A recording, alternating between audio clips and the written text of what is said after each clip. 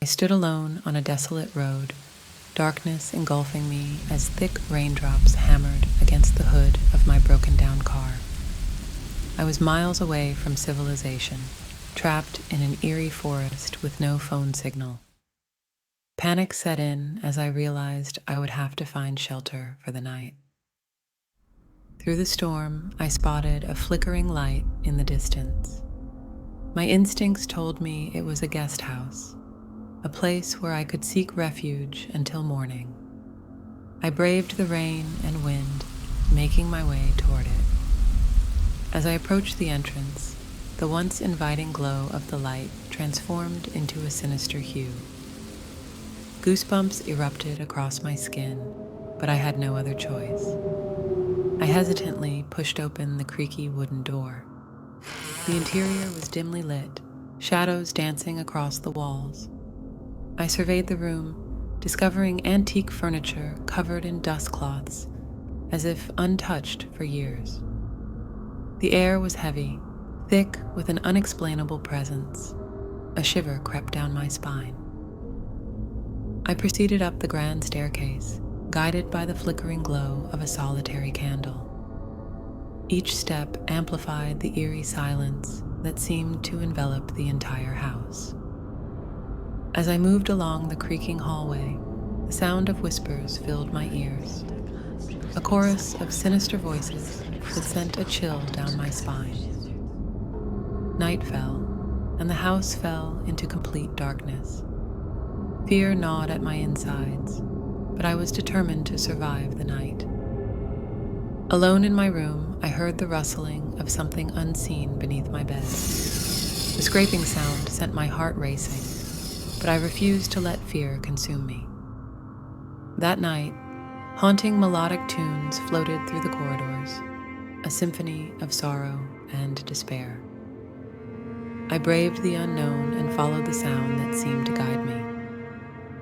As I reached the end of the hallway, the music reached its crescendo, resonating through every fiber of my being.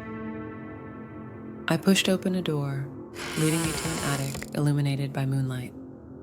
Rows of porcelain dolls adorned the shelves, eerily staring into the distance. One doll in particular caught my attention. It had a porcelain face with vacant eyes, its cracked lips forming an eerie smile. I couldn't tear my gaze away, feeling a strange connection to this lifeless object. Suddenly, the doll's cracked lips curled into a sinister grin, and her delicate porcelain hand reached out toward me. My mind screamed, and I stumbled backward. The doll toppled off the shelf, shattering into pieces on the ground. A door slammed shut behind me, sealing me inside the attic. Panic gripped my heart as I desperately searched for an escape. Against all odds, I discovered an old, weathered key in a dusty corner. With the key clutched tightly in my palm, I unlocked the door and fled the attic, my heart pounding with adrenaline. The house seemed to come alive as I raced down the stairs. Shadows twisted and contorted, whispering malevolently as I neared the exit. Finally, I flung open the creaky door and sprinted into the storm. Rain washed away the remnants of the strange house as I stumbled upon a nearby gas station. Relief washed over me as I knew the ordeal was over. Months later, I found myself passing through that desolate forest once more. Curiosity gnawed at me, driving me back to the forgotten guest house. As I stood before the now derelict building, I noticed a plaque by the entrance. It read, "Guest House, Rest in Peace." The chilling twist revealed itself in that moment. The souls trapped within those walls were not malevolent, but simply lost, longing for peace. Their whispers were pleas for release, their eerie music an attempt to communicate.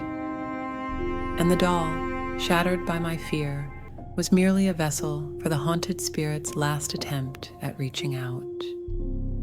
From that day forward, I became the voice for the lost souls of the guest house, ensuring their stories were told and their eternal peace granted.